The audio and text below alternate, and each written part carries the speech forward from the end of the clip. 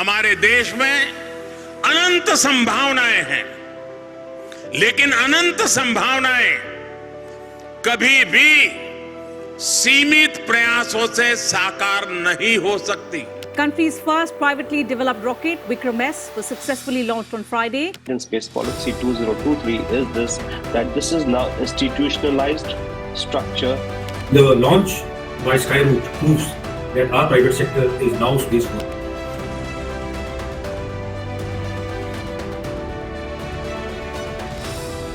Hello everyone, let me briefly explain the Indian Space Policy 2023 before understanding the geopolitical challenges. And if you already know the policy, you can skip this timestamp.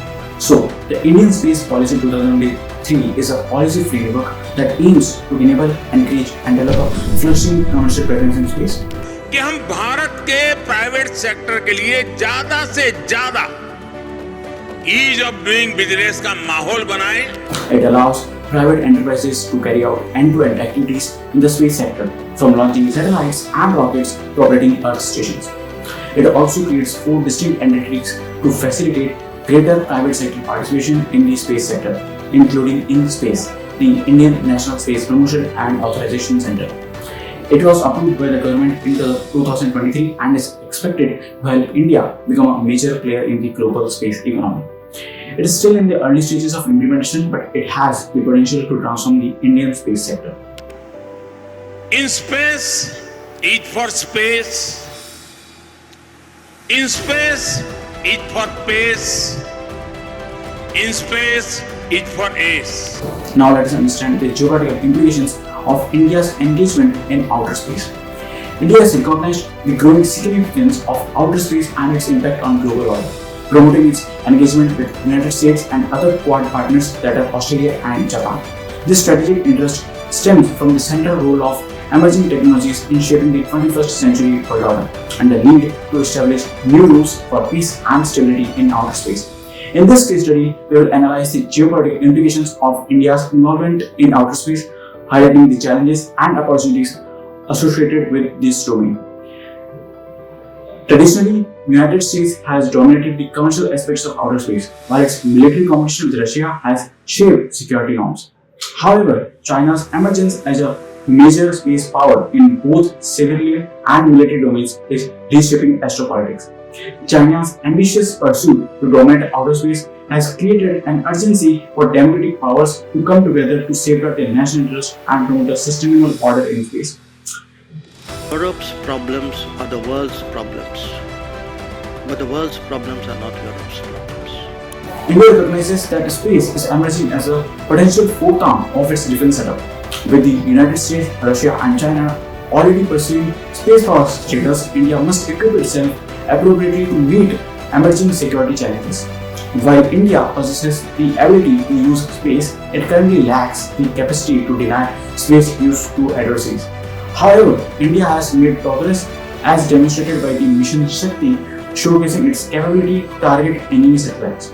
Establishment of Defense Space as an Agency or DSA and Defense Space Research Organization or DSRO aims to develop weapons to degrade, disrupt, destroy or deceive adversaries' space capabilities. Now here come the issues associated with the outer space geopolitics. Weaponization of space.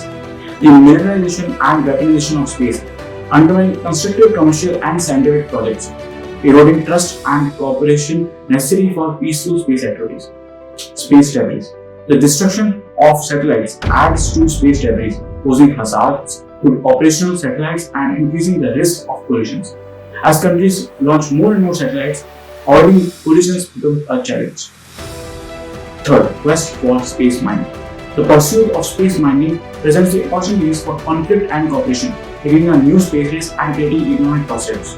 The commercial space industry is estimated to reach $1.5 trillion by 2040 itself. Fourth, moon rush. The discovery of water and peaks of eternal light on the moon has sparked a rush to explore its resources. China, the United States, and private ventures like the Blue Moon Project by Jeff Bezos are leading lunar exploration efforts. Space situational awareness. Monitoring space objects, both natural and man-made, is crucial for space situational awareness. Disruption of space-based communication and observation can have severe consequences necessitating robust rating system. India, with its significant space capabilities, has become an important stakeholder. The United States recognizes the need for collaboration and partnerships in defining the space order. The proposed Space Situational Awareness Memorandum of Understanding between India and the United States aim to ensure the long-term sustainability of outer space activities. International cooperation similar to maritime domain awareness can facilitate information sharing for peaceful purposes like climate monitoring and disaster response. So what are the lessons to learn on the way forward? And India Space Research Organization is the latest entrant into this space tourism race. Here the first lesson, that is collaboration of public and private institutions. Structural separation of regulatory, commercial and scientific research elements of the space program is necessary. Increased funding for space research and development along with the collaboration between ISRO and the private research institutions should be encouraged. Second, strong regulatory framework. India should establish an independent regulator to govern both ISRO and new space operators, ensuring a level playing field. A robust regulatory framework must be enacted to promote India's space activities and protect its international interests. Third, indigenously developed capabilities. India should focus on developing reliable and accurate capabilities to track space objects from debris to celestial bodies. This capability forms the basis for effective space defense. Fourth, minimum credible capacity. India must acquire a minimum credible capacity across various types of space weapons, including physical, electronic, and cyber capabilities, to effectively defend its space assets. If you know what minimum credible capacity is, then you can skip to this timestamp. And for those who don't know, here's a very simple explanation which anyone would be able to understand.